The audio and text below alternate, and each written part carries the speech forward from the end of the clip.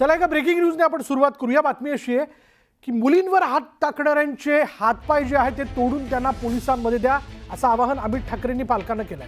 मुलींना शाळेत पाठवायला घाबरू नका असंही अमित ठाकरेंनी म्हटलंय। पुण्यातील कार्यक्रमात मुलींवरील वाढत्या अत्याचाराबाबत अमित ठाकरेंनी आक्रमक भूमिका घेतली। पुण्यात मनसेकडनं शालेय विद्यार्थ्यांचा सत्कार समारंभ पार पडला। यावेळी अमित ठाकरेंनी पालकांना आवाहन केलंय। हात टाकण्याचे जे हे वाढले इन्सिडेंट त्यांचे हात पाय तोडून तुम्ही पोलिसांना दिलं पाहिजे।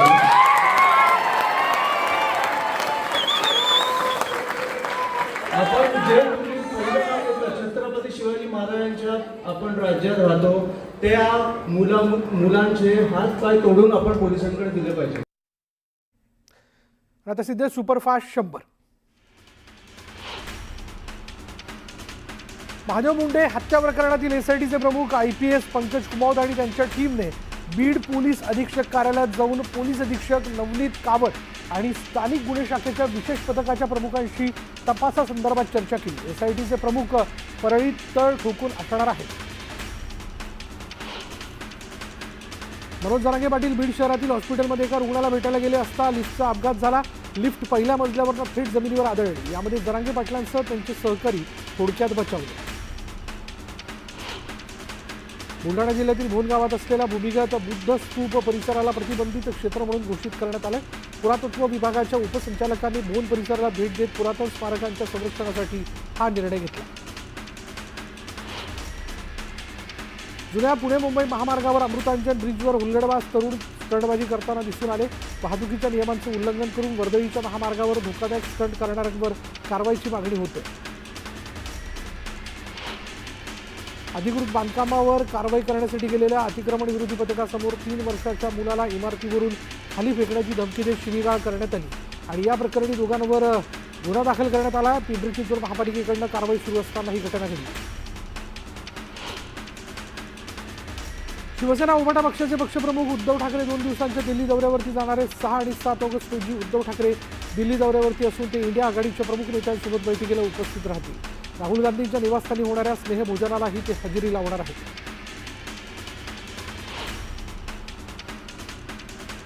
उपमुख्यमंत्री एकनाथ शिंदेंनी हिंदुत्वाच्या मुद्द्यावर भाष्य करत उद्धव ठाकरेंवर जोरदार हल्लाबोल केला।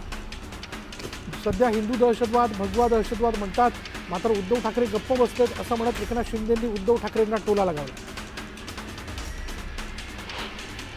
शिवसेनेचे नेते रामदास कदम यांनी काही खळबळजनक आरोप करत धक्कादायक माहिती दिली। योगेश कदम यांनी बारवर केलेल्या कारवाईनंतर काही पोलीस अधिकाऱ्यांचे कारवाई न करण्यासंदर्भात फोन आले, पण योगेशने ऐकलं नाही आणि त्यामुळेच योगेशची बदनामी करण्यासाठी सावली प्रकरण जाणीवपूर्वक उकरून काढल्याचा आरोप रामदास कदम यांनी केला। कदमांनी खळबळजनक आरोप केला।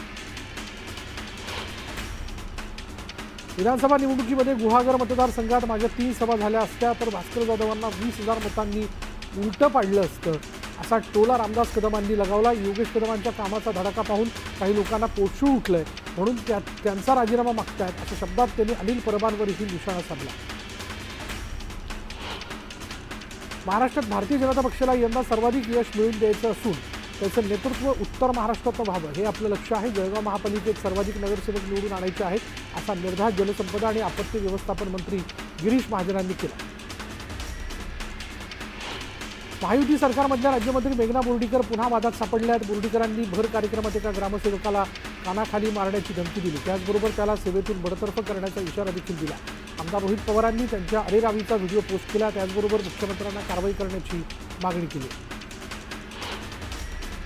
कार्यक्रमासाठी कमी लोक आले म्हणून रागवणं हे समजण्यासारखं, मात्र त्यासाठी अधिकाऱ्याला कानाखाली मारण्याची धमकी देणं हा केवळ त्या अधिकाऱ्यांचा नव्हे तर संपूर्ण मंत्रिमंडळाचा अपमान आहे।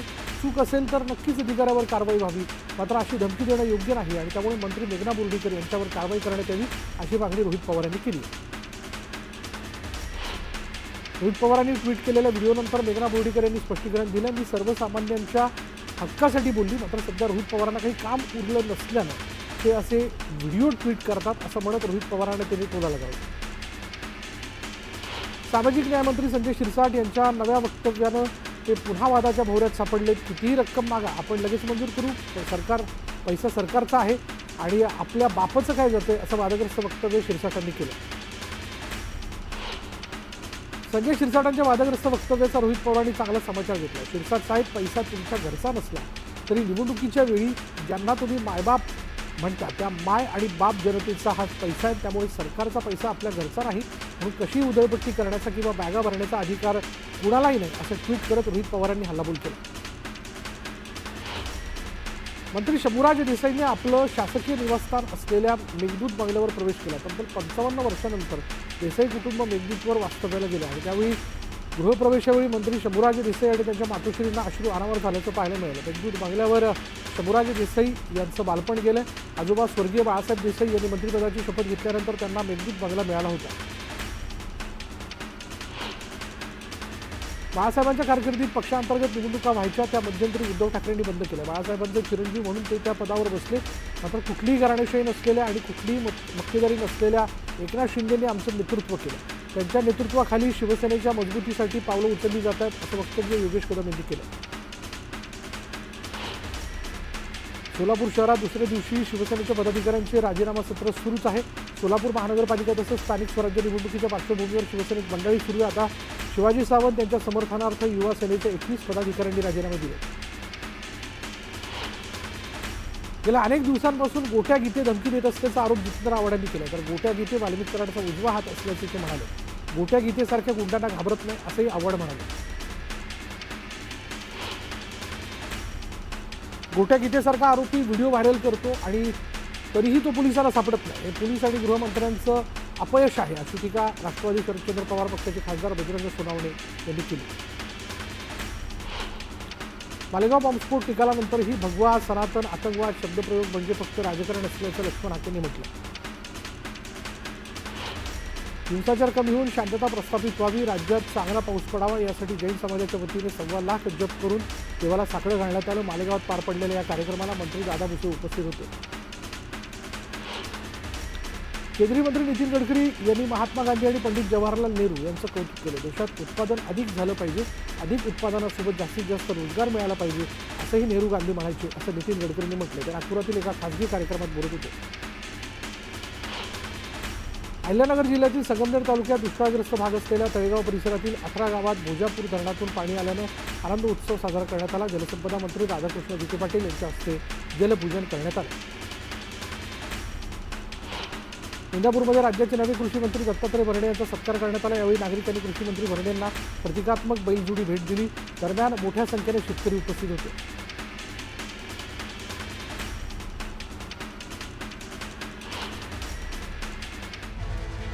एक ब्रेकिंग न्यूज. पुण्यातील 3 मुलींनी कोथरूड पोलिसांवर मारहाणीचा आरोप केला. जातीवाचक शब्दात शिवीगाळ केल्याचाही मुलींचा आरोप आहे. तक्रारीनंतर गुन्हा दाखल करण्याची मुलींची मागणी. पोलिसांनी अजूनही मुलींना दाद दिली नसल्याची माहिती पुढे येते. पुणे पोलीस आयुक्तालयात या मुलींनी मोठं आंदोलन केलंय आणि आंदोलनस्थळी आमदार रोहित पवारांनी भेट दिली. या लेवलला पोलीस अधिकारी बोलू शकतात? आज कुठल्या युगात आहोत आपण?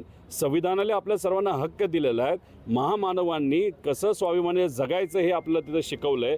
कुठलाही भेदभाव न पाळता, जातीवाचक न बोलता, जाती धर्माच्या पलीकडे जाऊन माणुसकी म्हणून त्या ठिकाणी जगणं आपल्याला या सगळ्या महामानवांनी शिकवलेलं आहे. आणि इथं पोलीस अधिकारी अशा लेवलला जाऊन बोलत असतील हे योग्य नाही. या महिलांचं आणि इथं असणाऱ्या सामाजिक कार्यकर्त्यांचं आमचं सगळ्यांचं मत आहे की त्या मुली म्हणतायत तशा पद्धतीने तिथं असणाऱ्या पोलीस अधिकाऱ्यांवर कारवाई ही झालीच पाहिजे. पंढरपूर शहरातील मुख्य रस्त्यावरील रेल्वे अंडरपास दुरुस्तीसाठी 20 दिवस बंद राहणार आहे. पंढरपूर रेल्वे प्रशासनाने हा निर्णय घेतला. त्यामुळे आता वाहतूक सरगम चौक आणि टाकळी रोड अंडरपासकडे वळवण्यात आली आहे. मुख्याध्यापकांना शाळेत उशिरा आल्यामुळे जाब विचारणाऱ्या पालकांनाच मुख्याध्यापकाने शिवीगाळ केली. अमरावती जिल्ह्यातील कणी मिर्जापूर जिल्हा परिषद शाळेचे मुख्याध्यापक प्रकाश गुलाने यांनी पालकांना शिवीगाळ करत दमदाटी केली. जळगावच्या पारोळ्यात लंपी आजारानं थैमान घातलंय. लंपीचा संभाव्य धोका टाळण्यासाठी कृषी उत्पन्न बाजार समितीने दर रविवारी भरवला जाणारा जनावरांचा बाजार बंद ठेवला आणि त्यामुळे बाजार समितीचं 50,000चं उत्पन्न बुडालं. सह्याद्री व्याघ्र प्रकल्पात वाघांच्या संख्येत वाढ झाली. महाराष्ट्रात 14 तर संपूर्ण भ्रमणमार्गात 32 वाघ असल्याची माहिती समोर आली. बीड जिल्ह्यातील 656 गावांमध्ये स्मशानभूमीचं नसल्याचं समोर आलं. यामुळे पावसाळ्यात अंत्यसंस्कारावेळी नागरिकांना मोठ्या अडचणींचा सामना करावा लागतो आणि या गावांमध्ये तातडीनं स्मशानभूमीची समस्या सोडवण्याची मागणी नागरिकांनी केली. डोंबिवलीमधील कासा रिओ आणि कासा गोल्ड कोऑपरेटिव्ह हाऊसिंग सोसायटीच्या निवडणुकीवर सोसायटीमधील सदस्य आणि रहिवाशांनी आक्षेप घेतला. निवडणुकीची संपूर्ण प्रक्रिया अपारदर्शकपणे पार पडली. उपनिबंधकांकडे आक्षेप नोंदवूनही दुर्लक्ष केल्याचा आरोप रहिवाशांनी केला. मंडल जनगणना यात्रा चंद्रपुरात पोहोचली. नागपूरच्या संविधान चौकातून निघालेली यात्रा चंद्रपुरात दाखल झाली. ओबीसींच्या विविध मागण्यांसाठी विदर्भात जनजागरण केलं जाणार आहे. जळगाव जिल्ह्यातील मुक्ताईनगर आणि बोदवड इथं माजी मुख्यमंत्री पृथ्वीराज चव्हाण यांच्या निषेधार्थ आंदोलन करण्यात आलं. आक्षेपार्ह वक्तव्याचा निषेध करत जोरदार घोषणाबाजी करण्यात आली. या आंदोलनात मोठ्या संख्येनं शिवसैनिक सहभागी झाले होते. रायगडमध्ये पृथ्वीराज चव्हाणांच्या वक्तव्याचा निषेध करण्यात आला. यावेळी शिवसेनेच्या कार्यकर्त्यांनी चव्हाणांच्या प्रतिमेला जोडे मारत निषेध नोंदवला. दरम्यान जोरदार घोषणाबाजी करण्यात आली. राज्यपाल सी.पी. राधाकृष्णन यांनी राजभवनमध्ये जागतिक बुद्धिबळ स्पर्धा जिंकणाऱ्या दिव्या देशमुखचा सन्मान केला. यावेळी जिल्हा क्रीडा अधिकाऱ्यांसह इतर वरिष्ठ अधिकारी उपस्थित होते. बीडच्या यशवंतराव चव्हाण नाट्यगृहात क्रांतिसिंह नाना पाटील यांच्या जयंतीच्या निमित्ताने शेकापच्या वतीने वर्धापन दिन मोठ्या उत्साहात साजरा करण्यात आला आणि यावेळी सामाजिक क्षेत्रात उल्लेखनीय कामगिरी करणाऱ्या व्यक्तींचा खासदार बजरंग सोनवणे यांच्या हस्ते पुरस्कार देऊन सन्मान करण्यात आला. लातूरच्या आमचं ग्रीन लातूर वृक्ष फाउंडेशनच्या सदस्यांनी 2021 मध्ये जागतिक मैत्री दिनाच्या निमित्ताने 3200 झाडं लावली होती आणि या झाडांचा 4था वाढदिवस आज साजरा करण्यात आला. जलसंपदा विभागाच्या पाटबंधारे वसाहतीमध्ये 1.5 एकर जागेवर हा घनदाट वन प्रकल्प आहे. गुहागरमध्ये श्रावण महिन्याच्या निमित्ताने अखिल भजन संप्रदाय हितवर्धक मंडळाच्या वतीने श्रावण भजन महोत्सवाचं आयोजन करण्यात आलं. भंडारी भवनमध्ये पार पडलेल्या महोत्सवाला उत्स्फूर्त प्रतिसाद मिळाला. रत्नागिरीत शाडू मातीपासून पर्यावरणपूरक गणेश मूर्ती बनवण्याची स्पर्धा आयोजित करण्यात आली. या स्पर्धेत जवळपास 200 शालेय विद्यार्थ्यांनी सहभाग नोंदवला. या अनोख्या स्पर्धेचं रत्नागिरीत सर्वत्र कौतुक केलं जातं. मिरजमधील सम्राट श्री दत्त मंदिर गणेश उत्सव मंडळाच्या तब्बल 18 फूट गणेश मूर्तीचं मोठ्या थाटामाटात आगमन झालं. हजारोंच्या संख्येनं गणेश भक्तांनी मुखदर्शन सोहळ्याला गर्दी केली होती. चंद्रपुरात गोवा मुक्ती संग्राम दिनाच्या निमित्ताने शहीद बाबूराव थोरात यांच्या स्मारकाच्या ठिकाणी विशेष कार्यक्रम आयोजित करण्यात आला होता. यावेळी कुटुंबियांनी हुतात्मा बाबूराव थोरात यांना विशेष सन्मान देण्याची मागणी केली. अहिल्यानगरमध्ये मराठा लग्न आचारसंहिता संमेलन 2025चं आयोजन करण्यात आलं होतं. अहिल्यानगरच्या कोहिनूर मंगल कार्यालयात भरवलेल्या या संमेलनात मोठ्या संख्येनं मराठा समाजाच्या नागरिकांनी हजेरी लावली होती. रेड सॉईल स्टोरी या यूट्यूब चॅनलची प्रसिद्ध यूट्यूब जोडी पूजा आणि शिरीष यांच्या आनंदावर काळानं घाला घातला. ब्रेन हॅमरेजमुळे पूजाचा नवरा शिरीषचं निधन झालंय. शिरीषच्या निधनाची माहिती समजताच एकच खळबळ उडाली. वयाच्या अवघ्या 33व्या वर्षी शिरीष गवसनं अखेरचा श्वास घेतला. सोलापुरातील सुनील नगर भागात विजेचा धक्का लागून दोघांचा मृत्यू झाला. जाहिरातीचे फलक काढत असताना सर्व्हिस वायरला स्पर्श झाल्यानं ही दुर्घटना घडली. जालन्यात किरकोळ कारणावरून 27 वर्षीय तरुणाची हत्या करण्यात आली. घनसावंगी तालुक्यातील बोधलापुरी गावात ही घटना घडली. दरम्यान 5 हल्लेखोरांविरोधात गुन्हा दाखल करण्यात आला. आंबिवली आणि शहाड रेल्वे स्थानकादरम्यान मेल एक्सप्रेसच्या दरवाजाजवळ उभ्या असलेल्या प्रवाशाचा मोबाईल हिसकावण्यात आला. या घटनेदरम्यान प्रवासी एक्सप्रेसमधून खाली पडल्यानं पायाला गंभीर दुखापत झाली तर एक पाय गमावल्याची प्राथमिक माहिती मिळते. मुंबईतल्या बोरिवली पश्चिम इथल्या झाशीची राणी तलावात पोहण्यासाठी गेलेल्या 15 वर्षीय मुलाचा बुडून मृत्यू झाला. या ठिकाणी सुरक्षेची व्यवस्था नसल्यानं ही दुर्घटना घडल्याचा आरोप माजी खासदार गोपाळ शेट्टींनी केला. बुलढाणा शहरातील चिखली रोडवर बांधकाम साईटवर 19 वर्षीय तरुणावर चाकूने हल्ला करत हत्या करण्यात आली. या प्रकरणी बुलढाणा शहर पोलीस ठाण्यामध्ये 6 आरोपींविरोधात गुन्हा दाखल करण्यात आला. हत्येच्या घटनेचा थरारक व्हिडिओ समोर आला. वाशिमच्या मालेगाव तालुक्यातील 20 वर्षीय तरुणीला जीवे मारण्याची धमकी देत अहिल्यानगर इथे नेऊन 2 महिन्यांपासून वारंवार लैंगिक अत्याचार केल्याची धक्कादायक घटना उघड झाली. पीडित मुलीच्या तक्रारीनंतर आरोपी तनुज गौरकारला अटक करण्यात आली. गोंदियाच्या सडक अर्जुनी तालुक्यातील खजरी शेत शिवारात अज्ञात महिलेचा मृतदेह आढळून आला आणि याची माहिती मिळताच पोलीस घटनास्थळी दाखल झाले असून मृतदेहाची ओळख पटवण्याचं काम सुरू आहे. आता वेळ झाली का ब्रेकची. ब्रेक घेऊयात. पहा फक्त न्यूज 18 लोकमत.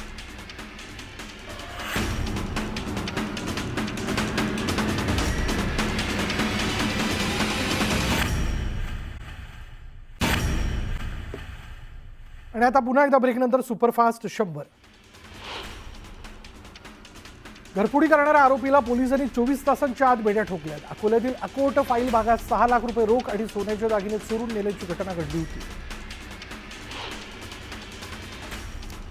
धारदार शस्त्र घेऊन खुलेआम शहरात फिरणाऱ्याला पोलिसांनी ताब्यात घेतलं. अकोल्यातील गोरक्षण रोड परिसरातून दादागिरी करून दहशत माजवणाऱ्या आरोपीला पोलिसांनी बेड्या ठोकल्या. जळगावच्या अंजाळे गावाजवळ दुचाकीला अज्ञात डंपरने धडक दिली. या अपघातात दुचाकीस्वार गंभीर जखमी झालाय. भुसावळकडून यावलकडे जाताना हा अपघात झाला.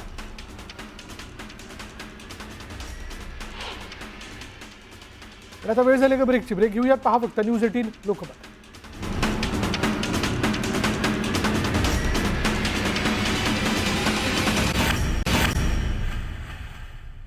आता ब्रेकनंतर पुन्हा एकदा सुपरफास्ट 100. उपमुख्यमंत्री अजित पवारांचे बंधू श्रीनिवास पवार यांचे चिरंजीव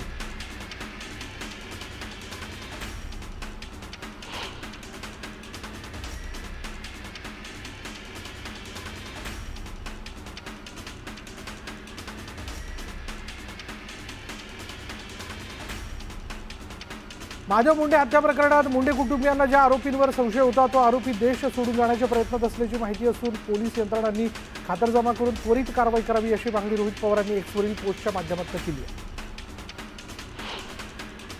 17वी मुंबई जिल्हा वुशू सब ज्युनियर आणि ज्युनियर स्पर्धा नुकतीच पार पडली. मुंबई जिल्ह्यातील 22 संघांमधील 260 खेळाडूंनी यात सहभाग घेतला होता. दरम्यान मुंबईच्या SS स्पोर्ट्स क्लबने स्पर्धेचं विजेतेपद पटकावलं.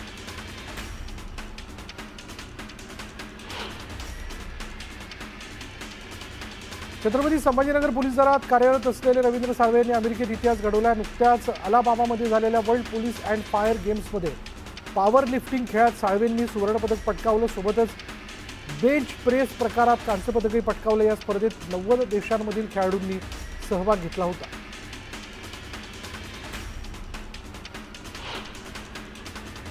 यानंतर या बुलेटिनमध्ये इथेच थांबणार आहोत. पहा फक्त न्यूज 18 लोकमत.